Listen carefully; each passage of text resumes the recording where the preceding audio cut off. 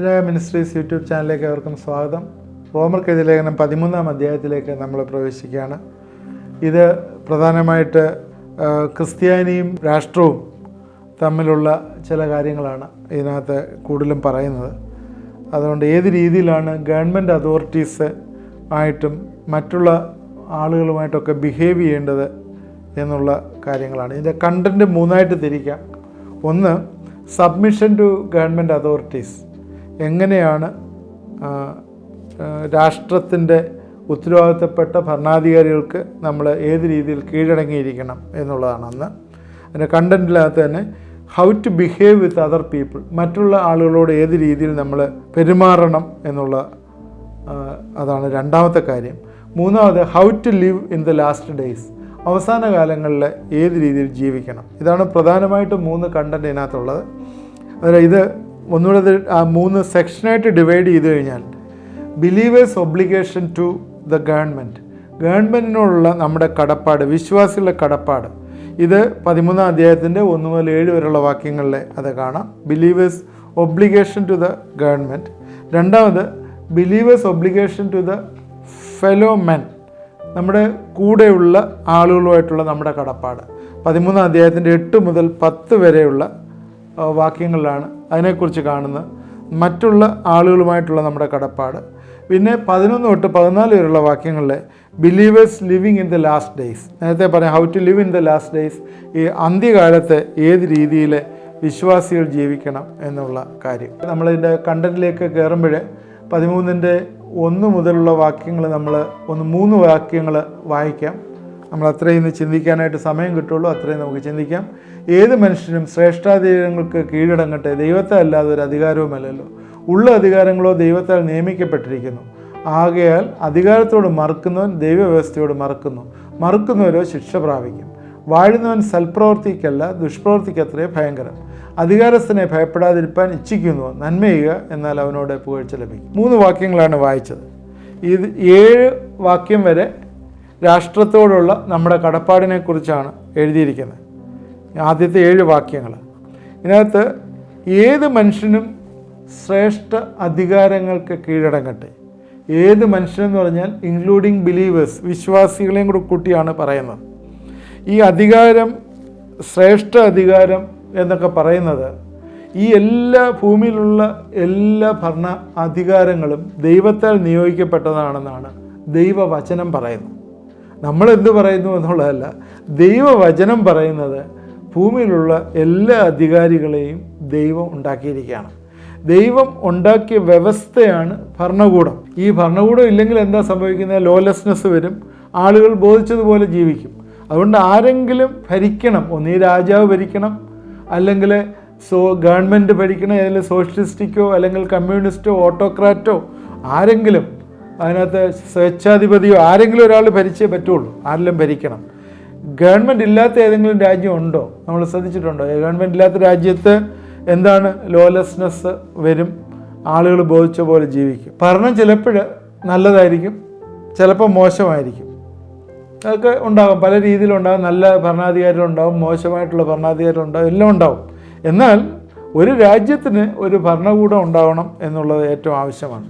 അത് ബിബ്ലിക്കൽ പ്രകാരം God assigned അതോറിറ്റിയാണ്.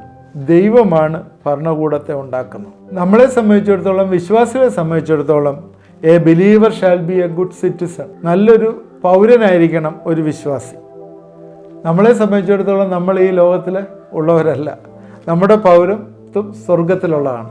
അതുകൊണ്ട് അല്പകാലം ഈ ലോകത്തിൽ ജീവിക്കുമ്പോഴേ ദൈവം ഒരുക്കിയ ഭരണ സംവിധാനത്തിൻ്റെ കീഴിൽ നല്ല സിറ്റിസണായി ജീവിക്കാനായിട്ട് ദൈവം നമ്മളെ വിളിച്ച് ആക്കിയിരിക്കുന്നു എന്ന് നമ്മൾ മറന്നുപോകരുത്. ചില സമയങ്ങളിൽ ഏകാധിപതികൾ കാണും, സ്വേച്ഛാധിപതികൾ കാണും. ലോകത്ത് പലയിടത്തും അങ്ങനെ ഭരിച്ചിട്ടുണ്ട്. എന്നാൽ അതെല്ലാം ദൈവത്തിൻ്റെ ഉദ്ദേശത്തിലാണ് എന്ന് നമ്മൾ മനസ്സിലാക്കുക. ദാനിയേലിൻ്റെ പ്രവചനം 2-ാം അധ്യായത്തിൻ്റെ 21-ാം വാക്യത്തിൽ ദാനിയേൽ പറഞ്ഞ ഒരു സ്റ്റേറ്റ്മെൻറ്റാണ്. ദാനിയേലിൻ്റെ സ്വർഗസ്നായ പിതാവിനെ സ്തുതിച്ച് പറഞ്ഞ് ഒരു ഭാവമാണ്. അതിങ്ങനെ എഴുതിയേക്കുന്നത്, അവൻ കാലങ്ങളെയും സമയങ്ങളെയും മാറ്റുന്നു, അവൻ രാജാക്കന്മാരെ നീക്കുകയും രാജാക്കന്മാരെ വാഴിക്കുകയും ചെയ്യുന്നു. രാജഭരണവുമായിട്ട് ബന്ധപ്പെട്ട് രാജാവിൻ്റെ കാര്യം, രാജാവിൻ്റെ ആ ബാബിലോണിലെ രാജാവിൻ്റെ സ്വപ്നത്തെ വ്യാഖ്യാനിക്കാനായിട്ട് ഉള്ള ഒരു ഇൻട്രൊഡക്ഷൻ, അതിനുള്ള ഒരു സമയത്തിൽ പറഞ്ഞൊരു കാര്യമാണ്. രാജാക്കന്മാരെ വാഴിക്കുന്നതും മാറ്റുന്നതുമൊക്കെ ദൈവത്തിൻ്റെ പർപ്പസിലുള്ളതാണെന്ന് പറയുന്നു. ഉയരത്തിലൊരു വലിയ സിംഹാസനമുണ്ട്. ആ ഉയരം എന്ന് പറഞ്ഞാൽ ഉന്നതികൾ, മഹോന്നതങ്ങൾ. അതാരാണ് അവിടെ ഉള്ളത്? അവിടെ ദൈവമുണ്ട്. അതിന് ഗോഡ് ഓഫ് ഹെവൻ, അവൻ തൻ്റെ ജനത്തിന് വേണ്ടി കാര്യങ്ങളെ നടത്തുന്ന ഒരു ദൈവമാണ്. അതായത് ഈ ദൈവം കീഴെയുള്ള രാജാക്കന്മാരെ വെച്ചിരിക്കുന്നു എന്ന് നമ്മൾ മറന്നു പോരുത്. അതൊരു ദൈവമാണ് എല്ലാറ്റിനെയും കൺട്രോൾ ചെയ്യുന്നത്. എസ്തേറിൻ്റെ പുസ്തകത്തിൽ നമ്മൾ വായിക്കുമ്പോൾ ഇസ്രായേൽ ജനത്തെ നശിപ്പിക്കാൻ തീരുമാനിച്ചപ്പോൾ ദൈവം ഓടി വരികയാണ്. God is in control. ദൈവമാണ് എല്ലാം, ലോകത്തെ മുഴുവൻ കൺട്രോൾ ചെയ്യുന്നത്. ദൈവത്തിൻ്റെ ന്യായാസനം അല്ലെങ്കിൽ ദൈവത്തിൻ്റെ സിംഹാസനം ഏറ്റവും ഉയരത്തിലുണ്ട്. ഈ എല്ലാ ഭരണാധികാരികളുടെയും മേളിലെ ദൈവം എന്നൊരു ഭരണാധികാരിയുണ്ട്. വെളിപ്പാട് പുസ്തകം 6 മുതൽ പീഡന കാലഘട്ടം, ആൻറ്റിക്രൈസ്റ്റിൻ്റെ ഭരണവുമായിട്ട് ബന്ധപ്പെട്ട് പീഡന കാലഘട്ടമാണ്. അത് വെളിപ്പെടുത്തുന്നതിന് മുമ്പ് 4-5 അധ്യായങ്ങളിൽ ദൈവത്തിൻ്റെ സിംഹാസനത്തെ കാണിക്കുന്ന ഒരു ഭാഗമുണ്ട്. ഈ ലോകത്തിൽ ഭയാനകരമായ കാര്യങ്ങൾ നടത്തുന്നതിന് മുമ്പ് ദൈവം തന്നെ സിംഹാസനത്തെ കാണിക്കുന്നത് എന്തിനാണ് കാണിക്കുന്നത്? God want to show that he is in control. ദൈവം ലോകത്തെ മുഴുവൻ ഭരിക്കുന്നു എന്ന് കാണിക്കാൻ വേണ്ടിയാണ്. If you rebel against God, you are playing against God. നിങ്ങൾ ദൈവവുമായിട്ട് റിബൽ ചെയ്യുകയാണെങ്കിൽ, ദൈവത്തിനെതിരായിട്ട് നിങ്ങൾ ജീവിക്കുകയും ദൈവത്തിനെതിരായിട്ട് നിങ്ങൾ പ്രവർത്തിക്കുകയും ചെയ്യുകയാണ്. അങ്ങനെയാണെങ്കിൽ ദൈവം നിങ്ങളെ ജഡ്ജ് ചെയ്യും. ഇത് ദാനിയേലിൻ്റെ പുസ്തകത്തിൽ നമുക്ക് കാണാൻ പറ്റും. ദാനിയേലിൻ്റെ പുസ്തകത്തിൽ 4-ാം അധ്യായത്തിൽ നെബൂഖദ്നേസറിൻ്റെ ജീവിതവുമായിട്ട് ബന്ധപ്പെട്ട് ഉള്ള കാര്യം 17-ാം വാക്യത്തിൽ ഇങ്ങനെയാണ് പറയുന്നത്: അത്യുന്നതനായ മനുഷ്യരുടെ രാജ്യത്തിന്മേൽ വാഴുകയും അതിനെ തനിക്ക് ബോധിച്ചവന് കൊടുക്കുകയും മനുഷ്യരിൽ അധമനായവനും അതിന്മേൽ വാഴിക്കുകയും ചെയ്യുന്നുവെന്ന് ജീവനോടിരിക്കുന്നവന് അറിയേണ്ടതിന് ഈ വിധി ദൂതന്മാരുടെ നിർണയവും കാര്യം വിശുദ്ധന്മാരുടെ കൽപ്പനയും ആകുന്നു. ഒന്നുകൂടെ തന്നെ വായിക്കാം. അത്യുന്നതനായവൻ മനുഷ്യരുടെ രാജ്യത്തിന്മേൽ വാഴുകയും അതിനെ തനിക്ക് ബോധിച്ചവന് കൊടുക്കുകയും മനുഷ്യരിൽ അധമനായവനെ അതിന്മേൽ വാഴിക്കുകയും ചെയ്യുന്നുവെന്ന് ജീവനോടിരിക്കുന്നവർ അറിയേണ്ടതിന് ഈ വിധി ദൂതന്മാരുടെ നിർണയവും കാര്യം വിശുദ്ധന്മാരുടെ കൽപ്പനയും ആകുന്നു. നെബൂഖദ്നേസറിൻ്റെ സ്വപ്നവുമായിട്ട് ബന്ധപ്പെട്ടുള്ള കാര്യമാണ് ഇത് പറയുന്നത്. ദൂതന്മാർ ഇത് ശ്രദ്ധിച്ചുകൊണ്ടിരിക്കുന്നു. It is a decree of watchers. 3 പ്രാവശ്യം അത്യുന്നതൻ ഈ ലോകത്തിൻ്റെ സാമ്രാജ്യത്തിൻ്റെ മേൽ വാഴുന്നു എന്ന് പറയുന്നു. 25-ാം വാക്യത്തിലും ഉണ്ട്, 32-ാം വാക്യത്തിലും പറയുന്നുണ്ട്. 25-ാം വാക്യത്തിൽ അത്യുന്നതനിലെ വാഴുന്നു എന്ന് പറയുന്നു, 32-ാം വാക്യത്തിലും അത് പറയുന്നുണ്ട്, റിപ്പീറ്റ് ചെയ്ത് പറയുകയാണ്. അതുകൊണ്ട് ഒരു കാര്യം നമ്മൾ മനസ്സിലാക്കുക, എല്ലാ സാമ്രാജ്യത്തിൻ്റെ മേലും എല്ലാ ഭരണകൂടത്തിൻ്റെ മേലും അത്യുന്നതൻ വാഴുന്നുണ്ട്. ദൈവം അറിയാതെ ഒന്നുമില്ല. 2-ാം വാക്യത്തിലേക്ക് വരുമ്പോഴേ, ആകയാൽ അധികാരത്തോട് മറക്കുന്നവൻ ദൈവവ്യവസ്ഥയോട് മറക്കുന്നവരോ ശിക്ഷാവിധി പ്രാപിക്കും. അതുകൊണ്ട് നിയമാനുസരണമായ പ്രയോഗത്തിൽ ഭരണാധികാരികളെ നമ്മൾ അനുസരിക്കണം, അല്ലേ? ഈ അനുസരണം എന്ന് പറയുമ്പോൾ അതെല്ലാം ദൈവത്തിന് കീഴ്പ്പെടുന്നതിന് ഈക്വലൻ്റാണ് ഭരണാധികാരികളെ നമ്മൾ അനുസരിക്കുന്നത്. ഭർത്താക്കന്മാരെ അനുസരിക്കണം എന്ന് പൗലോസ് പഠിപ്പിക്കുമ്പോഴേ അതും ആ ദൈവ വ്യവസ്ഥയ്ക്കകത്തുള്ളതാണത്. കുഞ്ഞുങ്ങൾ മാതാപിതാക്കളെ അനുസരിക്കണം എന്ന് പറയുന്നു, അതും ദൈവ വ്യവസ്ഥയ്ക്കകത്തുള്ളതാണ്. അതുപോലെ തന്നെ അധികാരത്തോട് ആരെങ്കിലും മറുത്താൽ അവൻ ശിക്ഷാവിധി അനുഭവിക്കും എന്നുള്ളതാണ്. ആകയാൽ അധികാരത്തോട് മറുക്കുന്നവൻ ദൈവവ്യവസ്ഥയോട് മറുക്കുന്നവരോ ശിക്ഷാവിധി പ്രാപിക്കും. വാഴുന്നവൻ സൽപ്രവർത്തിക്കല്ല ദുഷ്പ്രവർത്തിക്ക് എത്രയോ ഭയങ്കരം. അധികാരസ്ഥനെ ഭയപ്പെടാതിരിപ്പാൻ ഇച്ഛിക്കുന്നുവോ നന്മ ചെയ്യുക, എന്നാൽ അവനോട് പുകഴ്ച ലഭിക്കും. നിയന്ത്രണമില്ലാത്ത സ്വാതന്ത്ര്യം അരാജകത്വമാണ്. അപ്പോൾ ഓരോരുത്തൻ തോന്നിയതുപോലെ നടക്കും. ന്യായാധിപന്മാരുടെ പുസ്തകം 21-ാം അധ്യായത്തിൽ ആളുകൾ ബോധിച്ചതുപോലെ ജീവിച്ചു എന്ന് പറയുന്നുണ്ട്. അവിടെ മറ്റോട്ടാണ് ഇങ്ങോട്ട് ഭരണാധികാരികൾ വരുന്നത്. ഇതുമായിട്ട് ബന്ധപ്പെട്ട് യേശുക്രിസ്തു പഠിപ്പിച്ചൊരു കാര്യമുണ്ട്. യോഹന്നാൻ 19-ന്റെ 11-ാം വാക്യത്തിൽ യേശുവിനെ ക്രൂശിക്കാൻ നേരത്തെ പീലാത്തോസ് എനിക്ക് നിന്നെ ക്രൂശിപ്പാൻ അധികാരമുണ്ടെന്നും നിന്നെ വിട്ടയപ്പാൻ അധികാരമുണ്ടെന്നും നീ അറിയുന്നില്ലയോ എന്ന് ചോദിച്ചതിന് യേശു പറഞ്ഞ ഉത്തരം യോഹന്നാൻ 19:11, മേലിൽ നിന്ന് നിനക്ക് കിട്ടിയില്ല എങ്കിൽ എൻ്റെ മേലൊരു അധികാരവും ഉണ്ടാകുകയില്ലായിരുന്നു. അതുകൊണ്ട് എന്നെ നിൻ്റെ പക്കൽ ഏൽപ്പിച്ചവന് അധികം പാപമുണ്ട് എന്ന് ഉത്തരം പറഞ്ഞു. അപ്പോഴേ മേലിൽ നിന്ന് നിനക്ക് കിട്ടിയിട്ടില്ലെങ്കിൽ എൻ്റെ മേൽ ഒരധികാരവുമില്ല. Unless God allows nothing will happen. ദൈവം നിന്നെ അനുവദിക്കുന്നതുകൊണ്ടാണ്, അധികാരം നിനക്ക് തന്നിരിക്കുകയാണ്, മേലിൽ നിന്ന് തന്നിരിക്കുകയാണ്. അതുകൊണ്ടാണ് നിനക്ക് അധികാരം, അല്ലെങ്കിൽ നിനക്ക് അധികാരം ഉണ്ടത്തില്ലായിരുന്നു. കർത്താവ് ഇത് കറക്റ്റായിട്ട് പറയുകയാണ്. അത് എല്ലാ അധികാരങ്ങളും ദൈവത്തിൽ നിന്നുള്ളതാണ് എന്ന് നമ്മൾ വീണ്ടും ഓർക്കുക, ചിന്തിക്കുക. അതിനാൽ ഓരോരുത്തൻ താൻ ബോധിച്ചതുപോലെയുള്ള അധികാരികൾക്ക് കീഴ്പ്പെട്ടിരിക്കുക. ദൈവവ്യവസ്ഥയോട് എതിർക്കുന്നത്, അധികാരങ്ങളോട് എതിർക്കുന്നത് ദൈവവ്യവസ്ഥയോട് എതിർക്കുന്നതാണ്. സാധാരണ നമുക്ക് അറിയാം, പഴയ നിയമത്തിലെ ദൈവത്തോട് മത്സരിക്കുന്ന ഒരു കൂട്ടം എന്ന് പറഞ്ഞാൽ അവർ ചെയ്യുന്നത് മന്ത്രവാദം, ആഭിചാരം ഒക്കെ ചെയ്തുകൊണ്ട് അതോറിറ്റിക്ക് അഗൻസ്റ്റായിട്ട് മറുതലിക്കുന്ന ഒരു കാര്യം. 1 ശമൂവേൽ 15 അതിനെക്കുറിച്ച് പറയുന്നുണ്ട്. ഇതുപോലെയായിരുന്നു സാത്താൻ ദൈവവ്യവസ്ഥയോട് മറുതലിക്കുന്ന ഒന്നായിരുന്നു സാത്താൻ. അതുകൊണ്ട് എപ്പോഴും ഓർക്കേണ്ടത് ദൈവം തന്നിരിക്കുന്ന വ്യവസ്ഥയ്ക്ക് കീഴ്പ്പെടുക എന്നുള്ളതാണ്. സഭ ക്രിസ്തുവിന് കീഴ്പ്പെട്ടിരിക്കുന്നു. കുടുംബം, നേരത്തെ പറഞ്ഞു, കുടുംബം ചില നിയമങ്ങൾക്ക് കീഴ്പ്പെട്ടിരിക്കുകയാണ്. ഭാര്യ ഭർത്താവിന് കീഴ്പ്പെട്ട്, ഇതെല്ലാം ദൈവവ്യവസ്ഥയിലുള്ളതാണ്. കുട്ടികളായാലും ദാസന്മാരായാലും എഫേസ്യർ 6 കുട്ടികൾ എങ്ങനെ ചെയ്യണമെന്നും ദാസന്മാരെങ്ങനെ ചെയ്യണമെന്നും എല്ലാം എഴുതിയിട്ടുണ്ട്. സഭാപ്രസംഗി 10:20 പറയുന്നത് മനസ്സിൽ പോലും രാജാവിനെ ശപിക്കരുതെന്നാണ്.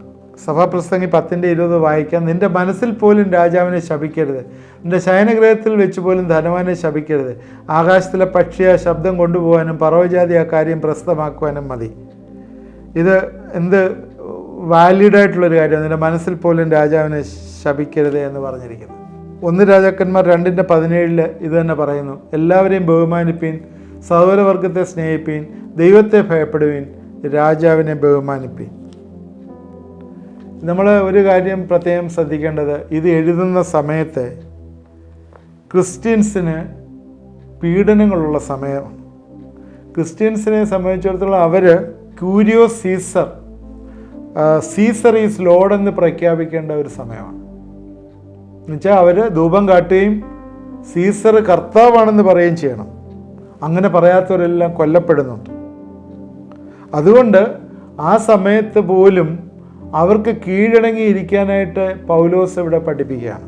നമുക്ക് തുടർന്ന് ഇതിനെക്കുറിച്ച് ചിന്തിക്കാം. നമ്മുടെ സമയം ഇവിടെ അവസാനിച്ചുകൊണ്ട് നമ്മൾ ഇതിവിടെ ഇന്ന് തൽക്കാലം നിർത്തുകയാണ്. നമ്മളിന്ന് ഒരേ ഒരു കാര്യമേ പറഞ്ഞുള്ളൂ. എല്ലാ ക്രിസ്ത്യാനിയും എല്ലാ വിശ്വാസിയും ശ്രേഷ്ഠ അധികാരികൾക്ക് കീഴടങ്ങട്ടെ. കാരണം എന്താണെന്ന് പഴയ നിയമത്തിൽ നിന്നും പുതിയ നിയമത്തിൽ നിന്നും എടുത്തു കാണിച്ചു. അധികാരത്തോട് മറക്കുന്നവൻ ശിക്ഷാവിധി പ്രാപിക്കും. അതുകൊണ്ട് നന്മ ചെയ്താൽ അവനോട് പുകഴ്ച ലഭിക്കും. ഈ നാളുകളിൽ ഏത് അധികാരിയായാലും, ഇപ്പോൾ നമ്മളെ ഇന്ത്യയുടെ സിറ്റുവേഷനും പല കൺട്രികളുടെ സിറ്റുവേഷനും ഒക്കെ ഉണ്ട്. അത് ഇനി അടുത്ത എപ്പിസോഡിൽ നമുക്ക് ചിന്തിക്കാം. അതിനെക്കുറിച്ച് എങ്ങനെയാണ് നമ്മൾ അധികാരികൾക്ക് കീഴടങ്ങേണ്ടത്, ഏതൊക്കെ അധികാരികൾക്ക് കീഴടങ്ങണം എന്നുള്ളതെല്ലാം നമുക്ക് അടുത്ത എപ്പിസോഡിൽ ചിന്തിക്കാം. ഒരേ ഒരു കാര്യം നമ്മൾ ഓർക്കുക, എല്ലാ അധികാരവും ദൈവത്തിൽ നിന്നാണ്. അത് CPM ആയാലും കോൺഗ്രസ് ആയാലും BJP ആയാലും ഏതധികാരവും ദൈവത്തിൽ നിന്നാണ് എന്ന് നമ്മൾ മനസ്സിലാക്കുക. അതിന് കീഴടങ്ങിയിരിക്കാനായിട്ട് ദൈവം നമ്മളെക്കുറിച്ച് ആഗ്രഹിക്കുന്നു. നമുക്ക് പ്രാർത്ഥിക്കാം. ദൈവമായ കർത്താവെ, ഈ 13-ാം അധ്യായത്തിൽ ഞങ്ങൾ അധികാരത്തെക്കുറിച്ച് പഠിക്കുന്ന സമയം, കർത്താവെ, ആ സമയത്ത് സീസർ രാജാവായിട്ട്, സീസർ ലോഡായിട്ട് ഇരിക്കാനായിട്ടുള്ള ആ സമയത്ത് കർത്താവെ, ക്രിസ്ത്യാനികൾ പീഡനം അനുഭവിക്കുന്ന സമയമായിരുന്നു ഞങ്ങൾ അറിയുന്നു. എന്നാൽ ക്രിസ്ത്യാനികൾ ഏറ്റുപറയാതെ കർത്താവെ ഒരു പീഡനം അനുഭവിച്ചതായിട്ട് അറിയുന്നു. എന്നാൽ ഏത് സമയത്ത് ഏറ്റുപറയണം, ഏത് സമയത്ത് പറയേണ്ട എന്നുള്ളത് ഞങ്ങൾക്ക് അതിനുള്ള തിരിച്ചറിവും വിവേകവും തരണമേ എന്ന് പ്രാർത്ഥിക്കുന്നു. ഞങ്ങളെല്ലാവർക്കും കീഴടങ്ങിയിരിക്കാൻ, എല്ലാ അധികാരങ്ങളും ദൈവത്താലായിരിക്കുന്നെന്നും അതിന് മേൽ വലിയൊരു അധികാരം, കർത്താവിൻ്റെ ഒരു വലിയ അധികാരമുണ്ട് എന്ന് മനസ്സിലാക്കുവാനും ഞങ്ങളെ ഇടവരുത്താൻ സഹായിക്കുകയും ചെയ്യണമേ. ഇത് കണ്ടുകൊണ്ടിരുന്ന പ്രിയപ്പെട്ടവരെയൊക്കെ ഞങ്ങളെ ഏൽപ്പിച്ച് പ്രാർത്ഥിക്കുന്നു. ഈ സമയത്ത് പ്രത്യേകിച്ച് രോഗത്തിലിരിക്കുന്നവരെ ഓർത്ത് പ്രാർത്ഥിക്കുന്നു. ക്യാൻസർ പേഷ്യൻസിനെ ദൈവകരങ്ങളിലേക്ക് സമർപ്പിച്ച് പ്രാർത്ഥിക്കുന്നു. പുതുതായിട്ട് കർത്താവെ, അൾസർ ആയിട്ട് ആയിട്ട് കണ്ടുപിടിച്ചിട്ട് അത് ക്യാൻസർ എന്ന് കണ്ട കേസുകളെ, അബ്ഡോമിനൽ ക്യാൻസർ ഈ സമയങ്ങളിൽ ദൈവത്തിൻ്റെ കരങ്ങളിലേക്ക് സമർപ്പിച്ച് പ്രാർത്ഥിക്കുന്നു. കർത്താവേ, ഓപ്പറേഷനൊക്കെ കഴിഞ്ഞു, കീമോ എടുത്തുകൊണ്ടിരിക്കുന്നു, ഞങ്ങളെ പ്രാർത്ഥിക്കുന്നു. ദൈവമേ, നീ പൂർണ്ണമായിട്ടുള്ള സൗഖ്യം കൽപ്പിച്ചു കൊടുക്കണമേ എന്ന് പ്രാർത്ഥിക്കുന്നു. അതിലെ എല്ലാ പ്രയാസങ്ങളും കോംപ്ലിക്കേഷനും ഈ ദിവസങ്ങളിൽ മാറിപ്പോട്ടെ എന്ന് പ്രാർത്ഥിക്കുന്നു. പൂർണ്ണ സൗഖ്യം എൻ്റെ കർത്താവ് കൽപ്പിച്ചു കൊടുക്കും. വിശ്വാസത്തോടെ നിങ്ങളൊന്ന് പ്രാർത്ഥിക്കുമോ? അത് ദൈവം അത് ഇന്ന് തന്നെ അതിനൊരു വിടുതൽ നിങ്ങളുടെ ജീവിതത്തിൽ വരും എന്ന് ഞങ്ങൾ പൂർണ്ണമായിട്ട് വിശ്വസിക്കുന്നു. ഞങ്ങൾ ഏൽപ്പിച്ച് പ്രാർത്ഥിക്കുന്നു. ദൈവമേ, വലിയൊരു വിടുതൽ കൊടുക്കുകയും കർത്താവെ അനുഗ്രഹിക്കുകയും ചെയ്യണമേ എന്ന് പ്രാർത്ഥിക്കുന്നു. ആ ഭവനത്തിൽ തന്നെ ഒരുപാട് പ്രയാസങ്ങൾ അവർ അനുഭവിക്കുന്നു. കുഞ്ഞുങ്ങളുടെ ജോലി സംബന്ധമായിട്ടുള്ള പ്രശ്നങ്ങൾ ആ ഭവനത്തിൽ അവർ അനുഭവിക്കുന്നു. ആ കുഞ്ഞുങ്ങൾക്ക് ജോലി കിട്ടട്ടെ, വരുമാന മാർഗം വന്നു ചേരട്ടെ എന്ന് പ്രാർത്ഥിക്കുന്നു. ആ ഭവനത്തിലെ വലിയൊരു വിടുതൽ ഈ ദിവസം നീ കൊടുക്കണം. കർത്താവെ, ഒരു നന്മയല്ല, അനേക നന്മകൾ കുത്തി നിറച്ച് നീ കൊടുക്കാൻ പോകുന്ന ഓർത്ത് സ്തോത്രം. അനുഗ്രഹിക്കാൻ സ്തോത്രം. കർത്താവെ, നിൻ്റെ കരങ്ങളിലേക്ക് സമർപ്പിക്കുന്നു. യേശുക്രിസ്തുവിൻ്റെ നാമത്തിൽ പ്രാർത്ഥിക്കുന്നു, കേൾക്കുമാറാകണമേ. ആമേൻ. നിങ്ങൾ പ്രത്യേകിച്ച് ആ കുടുംബം, പ്രത്യേകിച്ച് ഞാൻ ഈ പ്രാർത്ഥിച്ച കുടുംബം, ദയവായിട്ട് നിങ്ങളുടെ ആ ഒരു സന്തോഷം ഒന്ന് അറിയിക്കുന്നതിൽ നന്നായിരിക്കും. പലരും പ്രാർത്ഥിച്ച് ദൈവം സൗഖ്യം കൊടുക്കുന്നുണ്ട്, ചിലരൊക്കെ അറിയിക്കുന്നുണ്ട്, ഓർത്ത് സ്തോത്രം. എന്നാൽ ഇന്ന് പ്രത്യേകിച്ച് പ്രാർത്ഥിച്ച കുടുംബം, നിങ്ങളുടെ വയറ്റിൽ ഒരു പ്രയാസത്തിൽ ദൈവം നിങ്ങൾക്കൊരു വിടുതൽ തരാൻ പോവുകയാണ്. അതുപോലെ തന്നെ നിങ്ങളുടെ കുഞ്ഞുങ്ങൾക്ക് ജോലി ഇല്ലാതിരിക്കുന്ന കുഞ്ഞുങ്ങൾക്ക് ജോലി ദൈവം ഒരുക്കുകയാണ്. നിങ്ങൾ പ്രാർത്ഥനയോടുകൂടി ഈ വിഷയം ഏറ്റെടുക്കുക. നിങ്ങൾ പ്രാർത്ഥിക്കുക. ഈ വരും ദിവസങ്ങളിൽ ദൈവം വലിയൊരു വിടുതൽ നിങ്ങളുടെ ജീവിതത്തിൽ തന്നായിട്ട് നമുക്ക് മനസ്സിലാവും. സ്തോത്രം. ഇത് കണ്ടുകൊണ്ടിരുന്ന എല്ലാവരെയും ദൈവം അനുഗ്രഹിക്കണേ. തുടർന്നും വാച്ച് ചെയ്യണം. നിങ്ങളുടെ പ്രയർ റിക്വസ്റ്റുകൾ ആ വാട്സാപ്പ് നമ്പറിൽ അയക്കുക. 13-ാം അധ്യായത്തിലേക്ക് നമ്മൾ പ്രവേശിച്ചു. 3 വാക്യം ഡിസ്കസ് ചെയ്തുള്ളൂ. തുടർന്നും നമ്മളിത് ഡിസ്കസ് ചെയ്യും. ഇത് നിങ്ങൾക്ക് പ്രയോജനമായി തീരും. ഇതെല്ലാം എന്തെങ്കിലും പുതിയൊരു ചിന്ത നിങ്ങൾക്ക് വരും. ഇത് തുടർന്നും വാച്ച് ചെയ്യണം. നിങ്ങളുടെ ഫ്രണ്ട്സിന് ഷെയർ ചെയ്ത് കൊടുക്കണം. എന്തെങ്കിലും കമൻസ് ഉണ്ടെങ്കിൽ ആ കമൻറ്റ് ബോക്സിൽ ഇടുക. ദൈവം നമ്മളെ എല്ലാവരെയും അനുഗ്രഹിക്കണം.